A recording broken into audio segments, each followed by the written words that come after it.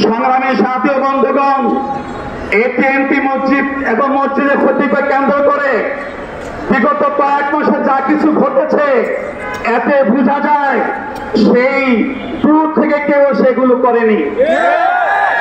ঘটনার প্রবাহমান হচ্ছে আশেপাশে, তাদেরই কোনো একজন ঘাপটি বেড়ে আছে, তারা এগুলো করছে।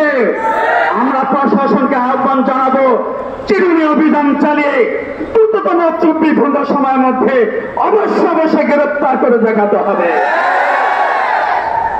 আজকে আমাদের কর্মসূচি আমরা 24 ঘন্টা সময় দিয়েছি।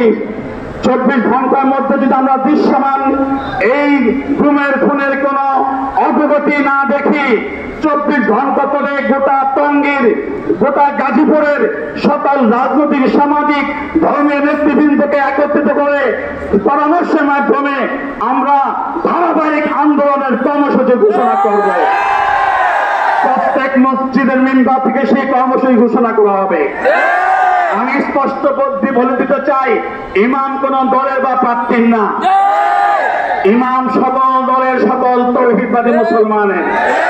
কাজে ইমাম গুমের এই ঘটনায় কোন রাজনৈতিক দল যদি নীরবতা পালন করে, কোন সামাজিক সংগঠন যদি নীরবতা পালন করে, কোন মানবাধিকার সংগঠন যদি নীরবতা পালন করে, তাহলে এটাই প্রমাণ হবে তারাও এই অপশক্তির সহযোগী।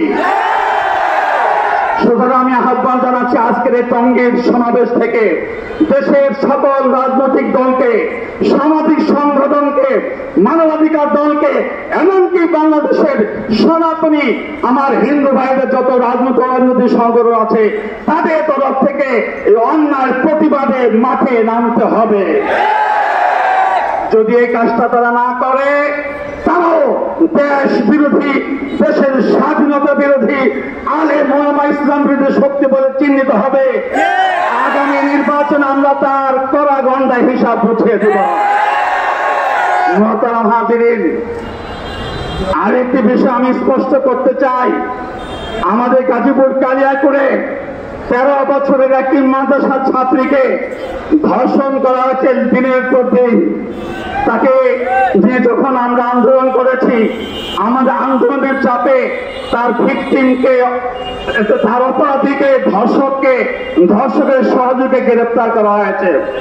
কিন্তু আমরা ন্যাক্কারজনকভাবে লক্ষ্য করেছি,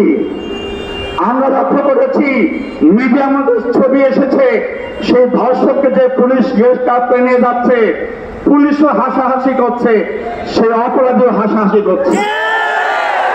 এতে প্রমাণ মিলে যদিও 15-16 বছরের ধারাবাহিক আন্দোলন সংগ্রাম করে, 7টা চত্বরে রক্ত দিয়ে, 21 সনে মোদী বিরোধী আন্দোলন করে, 24 দেশের সকল ছাত্র জনতা আলেম ওলামার বৃহত্তর আন্দোলনের মধ্য দিয়ে আমরা ফ্যাসিস্ট হাসিনাকে বিদায় করেছি, আমরা রয়ের এজেন্টকে বিদায় করেছি, ভারত আধিপত্যকে আমরা খতম করেছি। কিন্তু এখন পর্যন্ত আমাদের মধ্যে, প্রশাসনের মধ্যে, পুলিশের মধ্যে তাদের যারা সন্তান রয়ে গেছে। আমি প্রশাসনের কাছে দাবি জানাবো, যে সকল পুলিশদের এই ধরনের আচরণ প্রকাশ পেয়েছে, ওই সকল পুলিশদেরকে চাকরি থেকে বরখাস্ত করতে হবে।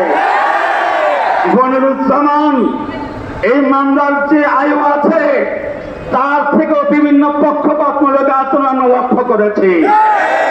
আমরা আজকের এই সমাবেশ থেকে দাবি পাচ্ছি, এই ধর্ষণের মামলার দ্রুত অগ্রগতি চাই। অপরাধীদের অবশ্যই ফাঁসি দিতে হবে এবং এই তদন্তের কাজে যারা ঢিলেমি করছে, যারা পক্ষপাতমূলক আচরণ করেছে, পুলিশের হেড অফিস থেকে শুরু করে গাজীপুর, কালিয়াকৈর এবং সদরের যে সমস্ত পুলিশেরা এখানে অস্বাভাবিক আচরণ করছে, তাদেরকে চাকরি থেকে বরখাস্ত করতে হবে।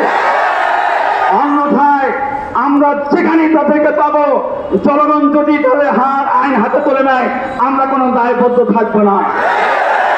আমরা স্পষ্টভাবে আজকের সমাবেশে ঘোষণা করতে চাই, একজন ইমামকে শুধু গুম করা হয়নি, এই অঞ্চলের সকল ইমামকে, বরং বাংলাদেশের সকল ইমামকে, প্রতিটি অপরাধ, গুম এবং নির্যাতনের হুমকি দেওয়া হয়েছে। কাজেই সরকারকে অনতিবিলম্বে সারা দেশের আলেম ওলামার নিরাপত্তা নিশ্চিত করতে হবে, তৌহিদি জনতার নিরাপত্তা নিশ্চিত করতে হবে। জুলাই বিপ্লবে আমরা স্বৈরাচারের বিরুদ্ধে যেমন ঐক্যবদ্ধ হয়েছি, সে ঐক্যবদ্ধ হয়ে ভারত গড়ে তুলতে হবে। সেই আহ্বান